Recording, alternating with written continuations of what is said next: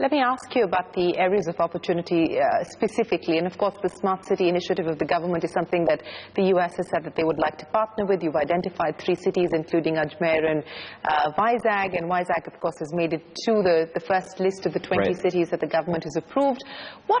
What exactly do you hope to do with the Smart City initiative? Where do you really see the U.S. private sector contributing?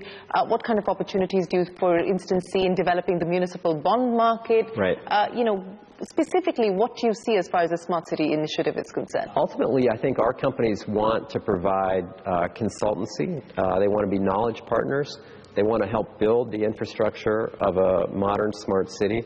You know, when you look around the world, there is no country in the world facing the urbanization challenge and also opportunity that India is facing. The numbers of people that are going to be moving into cities will happen at an unprecedented rate. It already is happening. We've been through this experience in the United States. We've helped, our companies have brought some of the best technology and best solutions to bear in other parts of the world, and we want to be involved in that conversation here in India, and the President has committed to the Prime Minister that we would be. Now, you brought up the municipal bond market, which relates to another issue, which is how do you finance all of these big projects?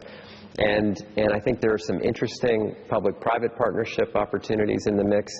But this is really an important issue, and I think the ability to raise money for large infrastructure projects is one of these continuing challenges that we have to figure out how to help solve.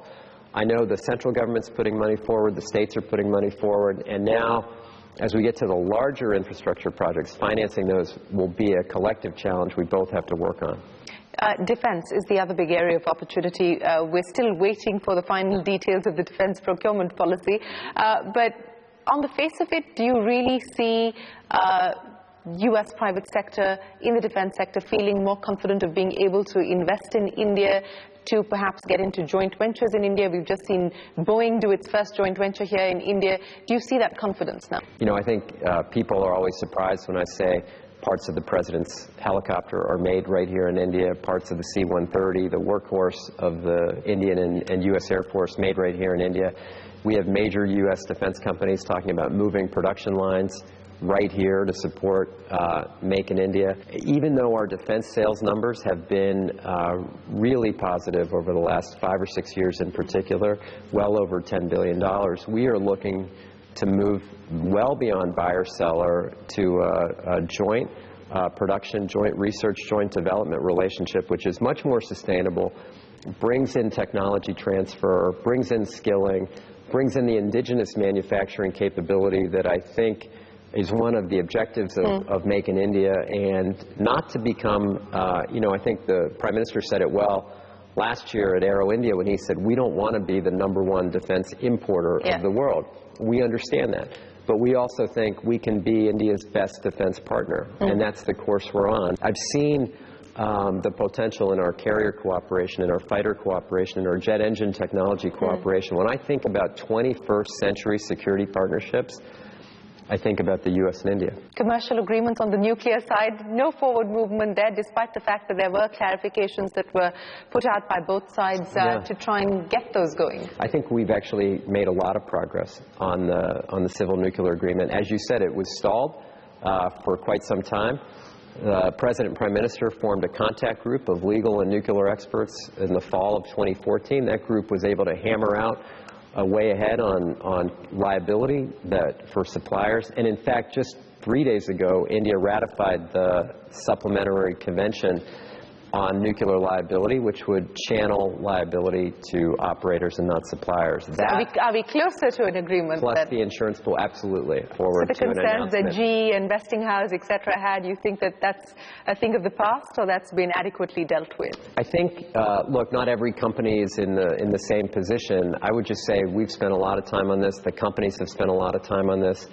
And civil nuclear power has to be part of the mix going forward to meet the needs of 300 million people that don't have electricity right now, and to meet the needs of doing so in a low-carbon way.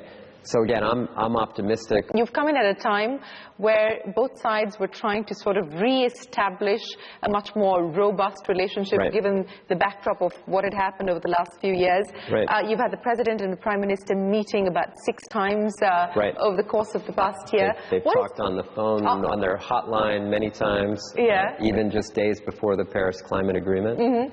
So what has it been like for you, being in the hot seat quite literally here? Literally in the hot seat. It's been a great honor, and it's been terrific. And, you know, I think our objective is just to make sure we keep up the incredible momentum that was generated by our 2 heads of state. We want to be good partners, and that's what this past year and a couple months has been about, and that's what 2016 will be about. And I know we can take it even higher than we've been in 2015. Ambassador Verma, it's been an absolute pleasure. Thank you very much for joining us on CNBC TV 18.